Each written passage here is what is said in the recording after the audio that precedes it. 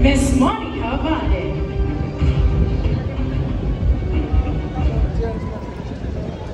Walang ilaw. Candidate 1. Lakan number 1, I should say. Are you ready? Yes. Here's your question. Which do you think is more effective? Being a good speaker or being a good listener? I repeat. Which do you think is more effective? Being a good speaker or being a good listener? For me, being a good listener is more effective. As a Lakan Pimingan, having a good speaking is given. But before I should speak, I should first listen. I should listen more to the endeavors and the concerns of Pamingganians. And because of that, I can be their voice, and as their voice, I can be the one of the face of the Lakan Pimingan 2024. Thank you and good night. A listener, that's Lakan Picapas, Awen Daniel Dumo. Thank you so much. As we proceed with Lakan Disinaban, Jason Castro, Lakan number 2. Wow, and he has a lot of fans watching live. Good evening, Lakan number 2. Do you have something to say to your fans before we start? Maraming salamat po sa inyong suporta. Na-treasure ko ito habang buhay. Maraming salamat sa inyo. Mahal ko kayo. Okay. You will now pick your judge.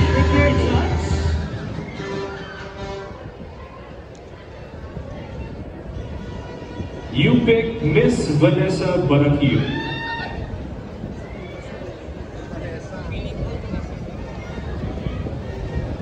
Good evening, Lakan number 2. Good evening. Hi. Here's your question. As a candidate of Lakan Pimingan, how would you help further improve your town? Again, as a candidate of Lakan Pimingan, how would you help further improve your town? Being a Lakan Pimingan, I have the power, the platform, the influence to improve our community by applying my advocacy, which is culture preservation and promote economic growth.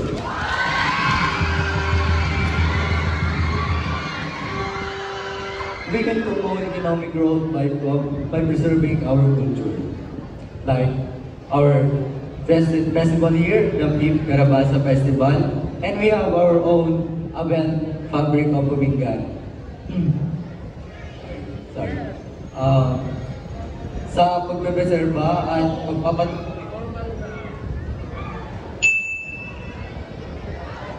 Time is up. Thank you so much, ladies and gentlemen. That's Lakan number 2. Jason Castro. Moving on. Now before we proceed to our next Lakan, of course we appreciate everyone's support to our Lakans. However, let's just give them that 45 seconds of their time to answer, right? And then after that 45 seconds, then we can, Cheer as loud as we can. and be as loud as we can. So again, we appreciate everyone cheering for your Lakans. But let's just give them that 45 seconds, all right? Now, moving on, let's call up our third Lakan for tonight. Lakan number 3, John Carlo Pascual. Lakan ng Kalabasaan. Magandang gabi, Lakan number 3. Handa ka na ba para sa iyong patanungan? Opo, Okay. Wala ka na palang chance. You have no choice. John Carlo.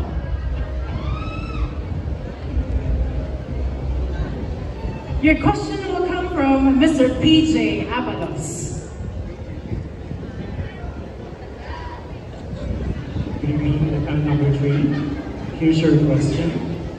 If someone asks you to delete your social media for a year, would you do it? I will read it for if someone asks you to delete your social media for a year, would you do it? Para sa akin po pag may magtatanong man po, or ipapadelete ang aking social media is hindi ko po gagawin. Because we all know that social media is a powerful instrument na pwede natin gamitin para hikayatin ng mga tao. As isa pa, ang social media is maraming benefits is mas lalo niyang pinapadali ang ating buhay. Sa pamamagitan, lalo niyang papadaliin ang ating buhay sa pamamagitan ng mga iba't ibang apps. At syempre, alam naman natin ang limitation natin kung paano natin gamitin ang social media, which is may disadvantage at advantage. Ang social media ay aking tahanan ng mga memories na... Thank you so much, Lakan. Number 3, Giancarlo Pascual. Not to delete his social media account. All right, then. As we welcome Lakan, number 4, Leonardo Morales. Sponsored by SK Montano. Good evening, Lakan number 4. Are you ready? A little bit nervous, but with a lot of support coming from my family and friends, I think I am ready. That's the mindset. You may now pick your judge from the vote.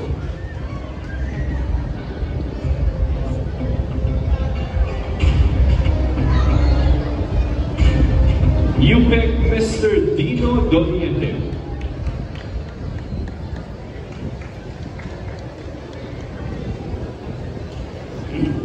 Hello, candidate number 4. Here's your question. What skill do you want to possess in the future? Let me say it again. What skill do you want to possess in the future? Good evening, everyone. I do believe that learning is a continuous progress. Just like what Leonardo da Vinci said, learning never exhausts the mind. For me, the skills that I want to learn in the near future is to become more flexible. As a future crown of Miss Lakan Tumingan 2024, if I have the ability to adapt, I think I can fulfill the responsibility of being Mingan. That would be all. Thank you. Thank you so much. That's Lakan number 4, ladies and gentlemen. A continuous learner. They're proving to be very intelligent. That's correct. Now, let's hear it from Lakan number 5, Janelle Montea. Lakan di Amaronan. Am I saying it correctly? Amaronan, ayan. So do you have any supporters you would like to thank? Any message to them? Thank you sa lahat ng mga supporters ko dyan. Yun, pinagandun sila. Ayan, you can now pick the name of your judge, Leonardo. Yeah. You picked Janelle, right? Miss Leslie Intendencia.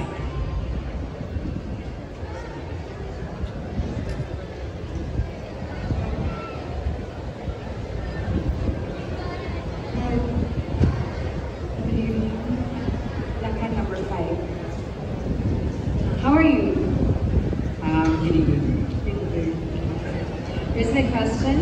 If you had one special power for a day, what would it be and why? If you had one special power for a day, what would it be and why? Kung ako ay bibigyan ng isang kapangyarihan sa isang araw, ang gagawin ko po, ang mapipili ko po ay pagkakaroon ng kapangyarihan makapagpagaling. Dahil ang pagpapagaling ay isang malaking tulong kung sakaling may nasasaktan at mabawasan ang hirap sa nangangailangan. Yun lamang po. Magandang hapon today. Evening lahat sa inyo. Thank you. Thank you so much, Lakan number 5, Janelle Montea. A healing superpower. Wow, I love that answer. Now moving on, let's have Lakan number 6, Eugene Laganina. Oh, Eugene, can now pick your judge for this casual interview round, and you picked judge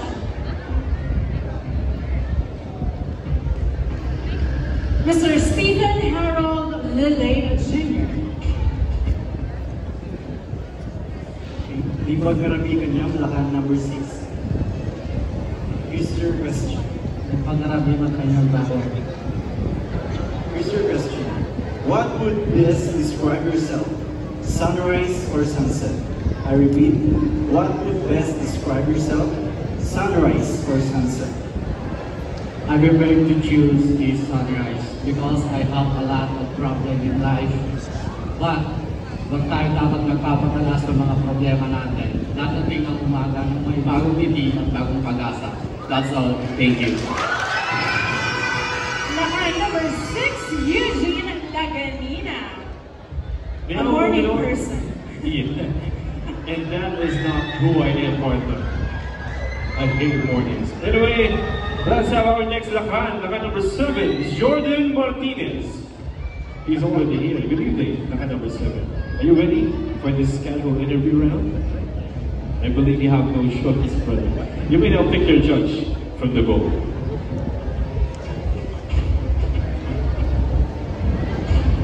You pick Miss Shandy Montecarlo.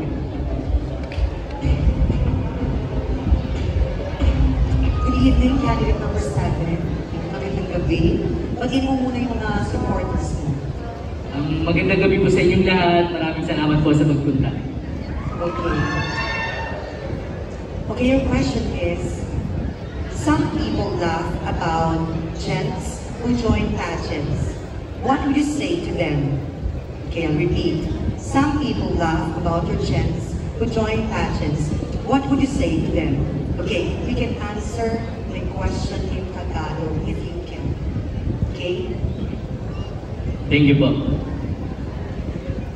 What can I say about the people who laugh about joining pageants? Joining pageants is a big platform that we can showcase our ability. But not only that, just like Lakan to Umingan, showing and promoting our culture and our environment.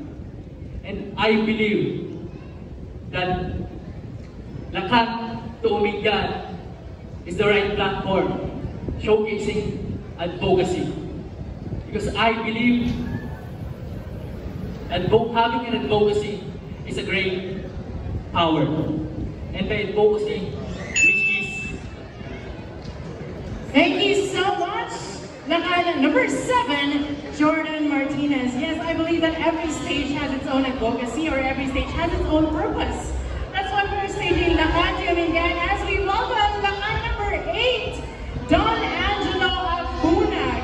Also, as mentioned by Mrs. Shandy Montecarlo, and also a reminder po sa lahat ng ating mga Lakans, you can answer the question in your most comfortable language. So in English, in Filipino, or Tagalog, but I think so not in Pangasinense because not everyone from our panel of judges can understand Pangasinense. As you now pick the name of your judge, who is...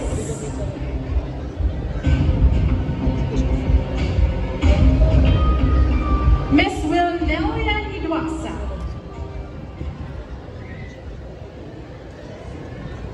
Good evening, Lakan, Mr. Lakan. Number 8. Here's your question. Whose life would you like to experience for one day, and why? For me, the life that I would like to experience is our honorable beloved Mayor Cardigan Cruz, because I want to experience how hard work life experience is, and passionately is to be a father of our Umingan. Thank you. Thank you so much, Lakan number 8, Don Angelo Abuna, perhaps maybe a future leader of Umingan, as we welcome Lakan number 9. He is Abe Maro Hardines. Is it Abe or Abe? Abe po. Abe. Ayun. Abe Maro Hardines. Good evening, brother. Are you ready? Apo. Okay. You may now pick your judge from the vote. Now pick your judge. You only have 45 seconds to answer the question in the most comfortable language. Your judge is Mr. Jaziel Ceballos. Well, good evening, number 9. Good evening po. How are you? I'm fine po. Is there anything else you'd like to say to your fans, family, friends who are watching right now? thank you po sa pagpunta po ninyo and thank you din po sa aking family na hindi po kayo tumigil sa paggamay po sa akin at pag-support na. Maraming pag-support na. You're actually giving it right now. So, you've actually walked the walk, and now it's time to talk the talk. So here's your question. What would you like to pray to God at this moment? Again, what would you like to pray to God at this moment? First of all, I would like to pray to God po for my family to have a good health and para po sa akin and for my fellow candidates of Nakatulingan. At saging successful po kami. And sa ano pong challenges namin sa buhay, kaya po namin itong lampasan. And gabayin rin na po sana kami ng ating mga Panginoon. Salamat po. Thank you so much. That was the number 9, Abe Maro Martinez. It's Abe. Abe. Yeah. Okay, calling up our next candidate. 3 more to go. He is Lakan number 10, Jean-Marc Florade, our Lakanti Abot Molina. And now pick your judge.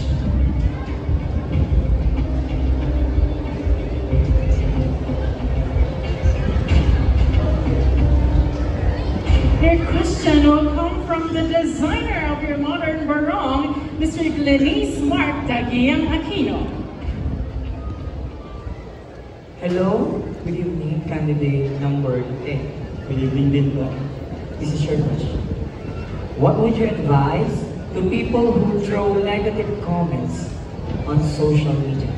I repeat, what would you advise to people who throw negative comments on social media? Thank you for your question. Good evening, Umingan.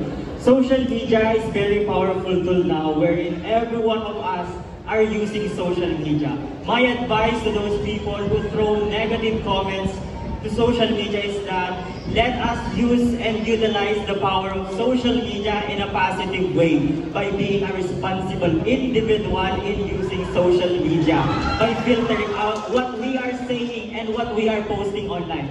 Because you never know, some of your posts can be harmful for other mental health. That is why as a Lakanti Umingan candidate, I am reminding one another to always think before you click. Thank you. Number 10, Jean-Marc Florade. And also, our right stops when the right of others starts already.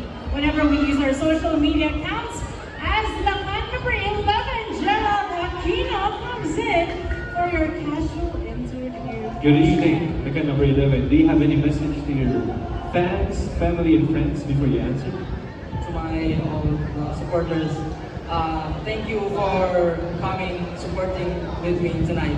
And this will be the most memorable moment that I dadalhin ko sa aking pagtanda. Thank you. There you go. You may now pick your judge from the room. 45 seconds in answering the most comfortable language as your question comes from Miss Carla Marshall Laguerta. Good evening, Umingan. Good evening, candidate number 11. So here's your question. What one thing will you bring on a vacation? A cell phone or a companion? Again, what one thing will you bring on a vacation? A cell phone or a companion? One thing that I choose to bring is a companion, which is to cherish yung every moment na kasama mo ang yung loved ones, relatives, or friends na madadala mo ang experience na ito sa panghabang buhay. And I do believe that